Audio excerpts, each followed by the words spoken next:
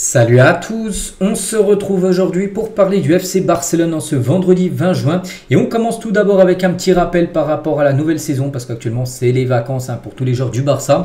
Mais un petit rappel officiel, le Barça reviendra pour la pré-saison le 13 juillet prochain, retour à l'entraînement. Donc ça sera quoi cette première journée? Comme d'habitude, tout d'abord les tests médicaux, ils ne vont pas s'entraîner directement dès qu'ils arrivent.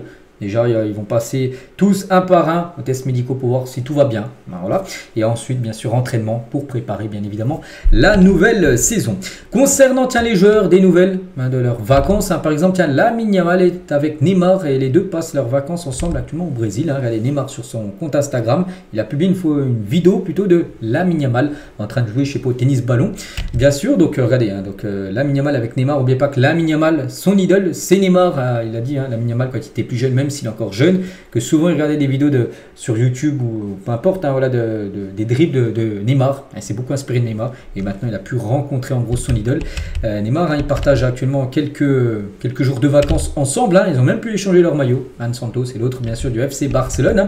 Et Lamine Yamal, donc actuellement il est au Brésil, mais il y a quelques jours il est en Italie en vacances avec cette influenceuse que j'ai parlé il y a quelques jours, Fatih Vasquez, a réagi aux rumeurs autour de Lamine Yamal. Elle a dit je suis critiqué et c'est injuste. Donc d'abord j'ai 29 ans, je n'ai même pas 30 ans, je n'ai rien fait de mal, je n'ai blessé personne. Quand c'est un homme plus âgé, personne ne dit un mot, mais quand c'est une femme avec un homme plus jeune, soudain ça devient un problème. Je viens de passer quelques jours avec Lamine, ce qui est exactement ce que montrent les photos et c'est tout. Voilà, en gros, elle dit qu'elle a juste passé quelques jours de vacances parce qu'elle a dû désactiver comme ses comptes, ses réseaux sociaux, surtout Instagram, parce qu'elle recevait beaucoup d'insultes, de critiques, parce qu'elle était avec Lamine Yamal, beaucoup plus jeune qu'elle, parce que même si elle a 29 ans, Lamine en a 17, il y a quand même 12 ans d'écart.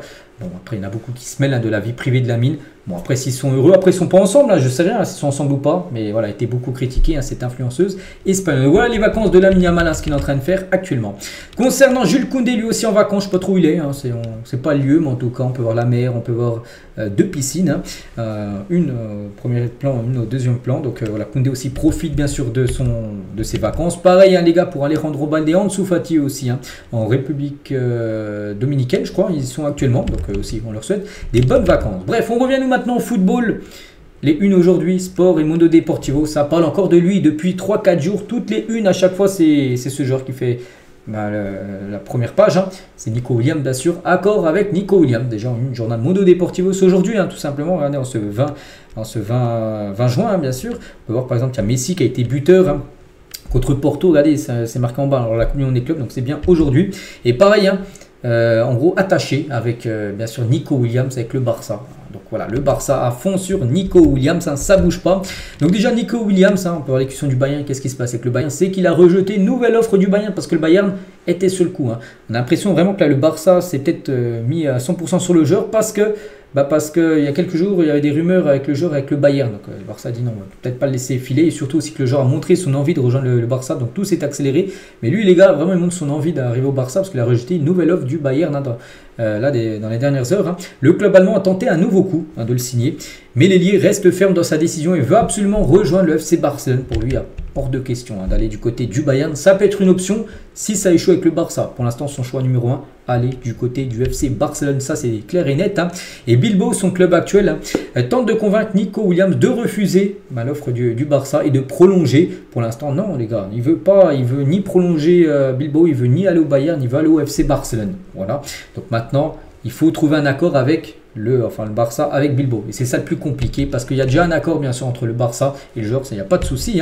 Et c'est vrai que, je crois que je l'ai montré hier, cette photo, c'est vrai que les priorités du Barça pour le poste de ailier gauche, ça a changé, c'est plus Luis Diaz la priorité, depuis un mois c'était lui la priorité, là depuis 2-3 jours c'est Nico Williams maintenant la priorité numéro 1 au poste d'ailier gauche pour la saison prochaine.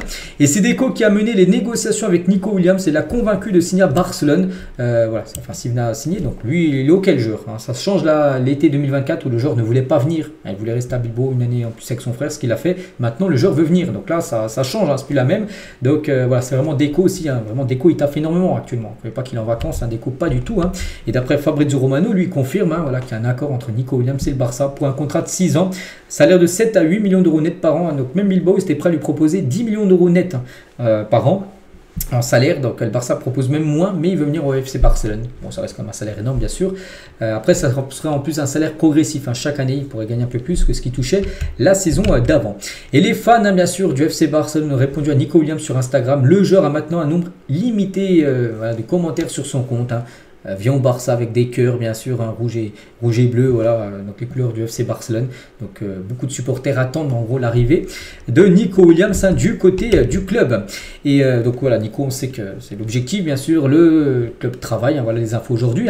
Et concernant Marcus Rashford et Nico Williams, donc veulent tous les deux porter le maillot du Barça, ils insistent tous les deux. Donc on sait que Nico Williams veut venir, mais Rashford lui aussi veut venir. Rashford, les gars, il veut venir. Rashford et Lamine Yamal se connaissent bien. Ils ont une excellente relation. Voilà, on sait que Lamine est très ami avec Nico, mais aussi Lamine connaît très bien aussi Marcus Rashford. Voilà. Après, est-ce que ça peut se faire, Marcus Rashford, si Nico Williams vient? Peut-être. Donc Rashford fera tout pour signer à Barcelone.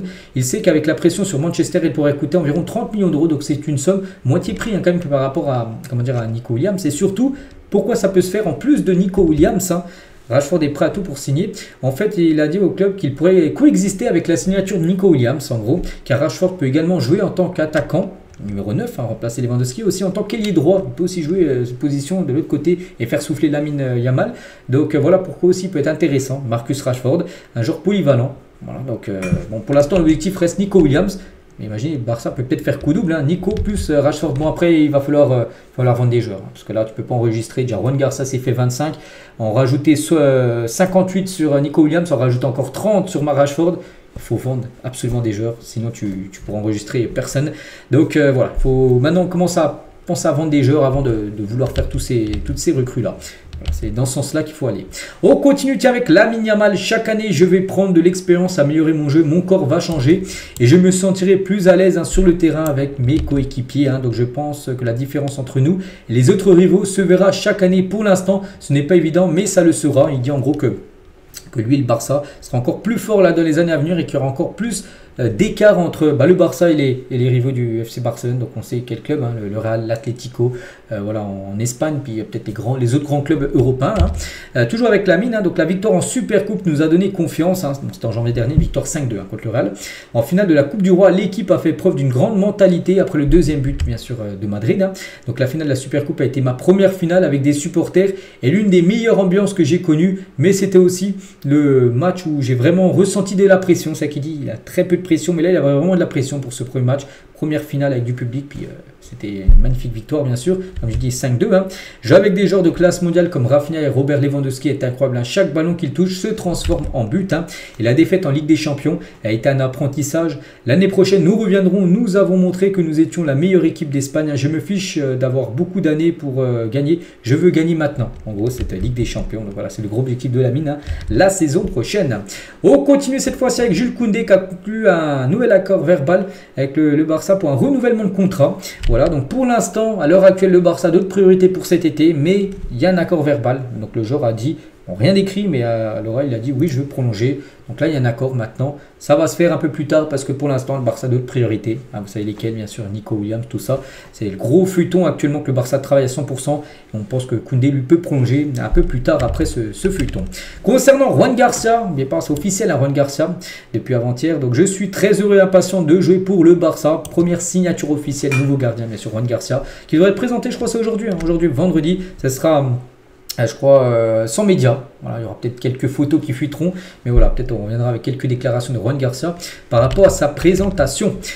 Concernant Ansu Fati, on sait que le Barça, on en a parlé tout à l'heure, doit vendre, il faut vendre des joueurs. C'est que Fati, on se dit que c'est peut-être l'un des joueurs qui a le plus de chances de partir, et le mouvement d'Ansu Fati risque de tomber à l'eau à tout moment avec Monaco. Donc le Barça et Monaco n'ont pas été en mesure de trouver un accord sur le pourcentage de salaire qu'ils paieront pendant le prêt, parce que pour le prêt, il n'y a pas de souci. Monaco le veut, le Barça est prêt à le prêter. Mais le gros problème, c'est que Monaco ne veut pas payer 100% du salaire d'Ansu Fati. Souvent, quand les joueurs sont prêtés, eh ben, tu te mets d'accord avec le club qui prête le joueur, combien tu payes en salaire. Et en gros, il y a un désaccord par rapport aux deux. Monaco aimerait que le Barça prenne plus en pourcentage de salaire payé de leur part. Voilà, donc c'est ce qui coince actuellement. Et ça peut peut-être même tomber à l'eau, le deal, s'il n'y a pas d'accord qui est trouvé. Ça serait dommage, parce que vous savez qu'Ansu Fati doit partir. Voilà, parce que ça libérait beaucoup de masse salariale, hein, c'est l'un des plus gros salaires du club. Et là, bien sûr, tu peux enregistrer bien sûr des autres joueurs. Concernant Aurel Romeu, donc on n'a pas d'offre, hein, pour quitter Barcelone dans l'état actuel des choses. Il rejoindra le reste de l'équipe en pré-saison. Voilà, Aurel Romeu qui a été prêté à Girona, et pour l'instant aucune offre. Donc il a encore un contrat d'1 an. Donc c'est-à-dire qu'il réintégrera le groupe, hein, du Barça lors de la pré-saison. Et on finit les gars avec la potentielle attaque, hein, quand même du Barça en cas d'arrivée. Nico Williams, ça peut être ça. Ça peut être très lourd les gars, avec du Lewandowski en numéro 9. Rafinha jouerait numéro 10 parce que Nico Williams du coup commencera à gauche et Lamine à droite. Ça peut être très lourd, hein, bien sûr la saison prochaine. Donc on verra, mais c'est que si Nico Williams arrive, hein, tu peux faire ce quator offensif la saison prochaine. Donc voilà les gars ce qu'il y avait à dire aujourd'hui. J'espère que ça vous a plu. On se retrouve nous demain, hein, pour le prochain numéro. Je vous souhaite une très bonne journée et à demain.